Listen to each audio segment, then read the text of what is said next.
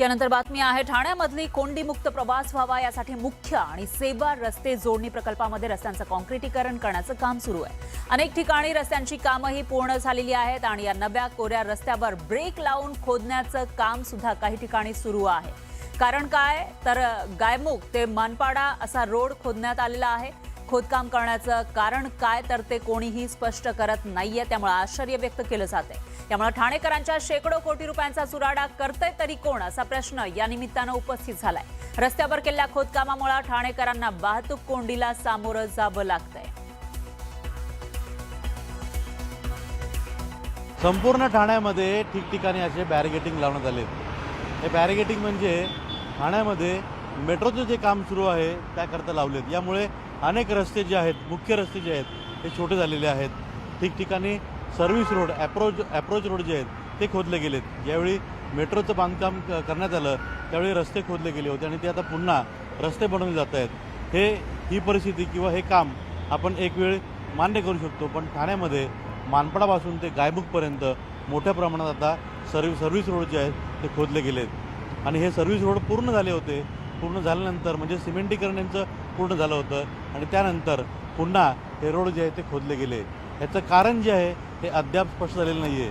कोण म्हणतं त्यांची अलाइनमेंट चुकली होती, कोण म्हणतं होतं कामाचा दर्जा निकृष्ट होता, कोण म्हणतं त्या ठिकाणी ज्यावेळेस मधल्या काळामध्ये ठाणे महानगरपालिकेमध्ये मोठ्या प्रमाणात लाईट गेली होती संपूर्ण ठाण्यामध्ये, जेव्हा संपूर्ण ठाणे जे आहे जवळपास 6 तास अंधाराखाली होतं आणि याचमुळे हे जे रस्ते गेले ते रस्त्याखाली जेव्हा काम केलं गेलं त्यातून मोठ्या ज्या इलेक्ट्रिकच्या लाईन आहेत, वीज पुरवठा करणाऱ्या लाईन ज्या आहेत त्या कुठेतरी बाधित झाल्या आणि त्याकरता रस्ते खोदले गेलेत।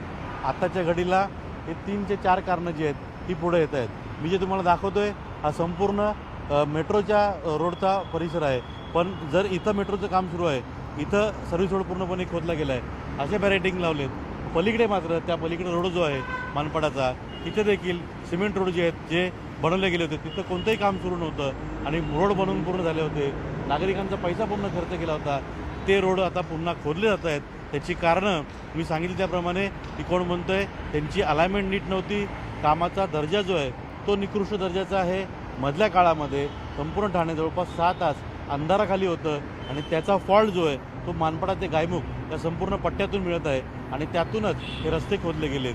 मग या रस्त्यांवर झालेला शेकडो कोटी रुपयांचा खर्च, ठाणेकरांचा खर्च वाया गेला, त्याला जबाबदार कोण असा प्रश्न आता ठाणेकर विचारत आहेत। Video Ramesh Bhatt, Ajit Mandhare, news 18 Marathi, Thane. यानंतर मुंबईकरांसाठी अतिशय महत्त्वाची बातमी आहे। मुंबईमध्ये दिवसेंदिवस तापमान वाढतंय। वाढत्या तापमानामुळे आगीचा धोका सुद्धा वाढलेला आहे आणि त्यामुळे नागरिकांना सतर्कतेचं आवाहन करण्यात आलंय। उष्णतेमुळे शॉर्ट सर्किट आणि ओव्हरलोडिंगचा धोका वाढलाय, त्यामुळे आग लागण्याचं हे प्रमाण सुद्धा वाढलेलं आहे। विद्युत उपकरणांचा वापर काळजीपूर्वक करण्याचा सल्ला दिला जातोय। वायरिंग, गॅस आणि अग्निशमन यंत्रणा तपासण्याचं आवाहन सुद्धा प्रशासनानं केलंय।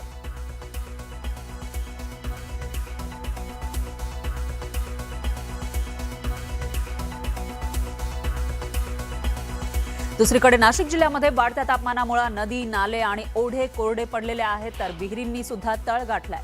यामुळे जिल्ह्यामधील तब्बल 7 तालुक्यांमध्ये पाणी टंचाईची तीव्रता वाढलेली आहे।